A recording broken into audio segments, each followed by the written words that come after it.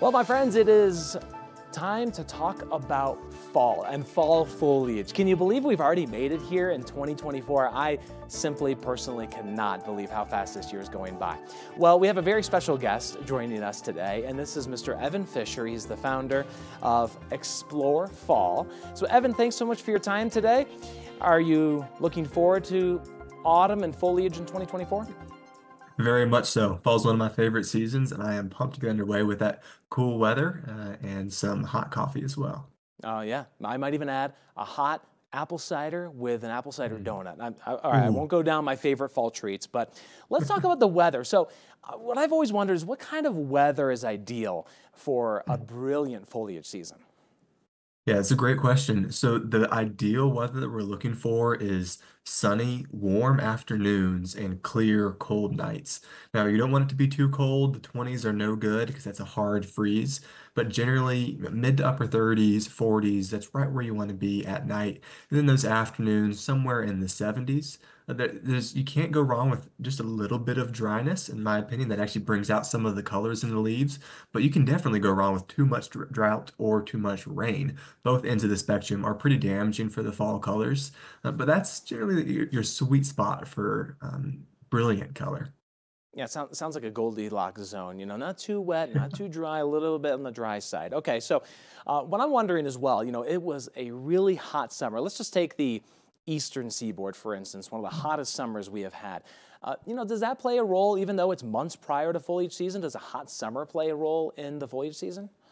It does, yes. So what we look at coming out of the summer is really stress in the trees. Now, this often manifests itself as early season colors. So we're getting a lot of reports from folks up and down the East Coast who are seeing reds and yellows starting to emerge, particularly in maples, since they're the most susceptible to this kind of heat and dryness stress. But now that we're coming out of, for many places, the third, second, first warmest summer on record, we are certainly seeing that stress show up. And I don't think it's going to be a show ruiner as we go into fall of 2024, but I do think it will lead to some erratic color at times. That's interesting. You always have to remember this is a living body, earth, nature, and they can get stressed. It's very interesting to think about. Okay, so forecasting weather is hard enough, but I can imagine forecasting foliage has got to be pretty tough. What are some of the challenges in predicting foliage?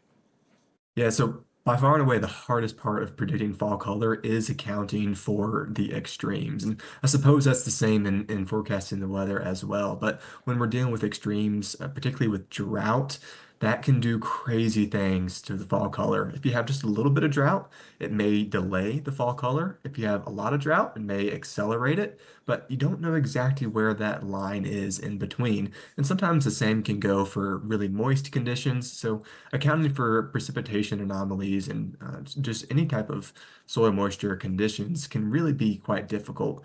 Thankfully, the temperatures are a bit more easy to manage, and of course, daylight plays a role in all of this as well. I like to say that the daylight opens the door for fall color, so that doesn't necessarily mean that the days will, or pardon me, that the leaves will turn color the second the days get to, let's say, 13 hours long.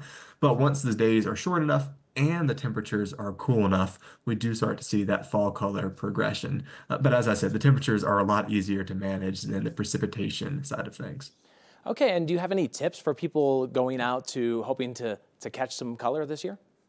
Absolutely, yeah. New England's going to be wonderful. So if you're heading up that way, I would go ahead and head out around. Depends on where you are, but if you're in the highest elevation, kind of the coldest locations, early October. But then I'm a big fan of waiting until mid to late October for fall leaf color. It's all up and down the East Coast. I know the earliest peaks are in early October, but once you get later into the month, you do start to see just a more of a widespread peak. So keep an eye out for the locations where you might already see some leaves falling off the trees. Avoid those because those are too stressed, and look for the spots that are right there in that Goldilocks zone within a couple hours drive of your hometown. And I have time for just one short answer from you. I always ask this with anybody I talk to about color. Do you have a favorite spot in the country? Ooh, I do. So this is new for me, and I haven't actually visited it myself, but I'm obsessed with Utah right now. I think Utah is probably the most beautiful fall foliage state, or at least the most interesting, because they have these big tooth maples that turn early in September, immediately followed by the aspen peak, and the colors are spectacular. It's like you combine Colorado with New England. Yeah, I gotta say, I saw the cottonwood colors from the canyons come out of Utah. Fabulous. So, Mr. Evan Fisher, thanks so much for your time today.